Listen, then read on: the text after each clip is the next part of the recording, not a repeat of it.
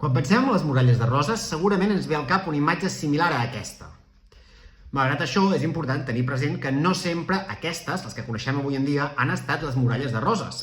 L'actual ciutadella es va construir al segle XVI, per ordre del rei Carles I i sota el disseny de l'enginyer militar Giovanni Battista Calvi.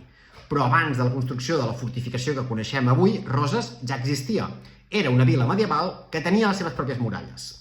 Quan es construeix la nova fortificació, les muralles antigues, les medievals, van quedar a l'interior i, per tant, van perdre la seva funcionalitat, perquè qui defensava la vila ja eren les muralles noves, molt més adequades a l'enginyeria militar del moment.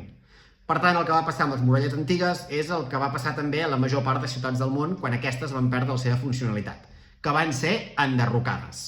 Malgrat això, avui en dia, si entrem a la ciutadella, encara podem veure les seves restes, i sobretot la part que més es conserva, les torres de defensa, a les quals se'ls va donar noves utilitats.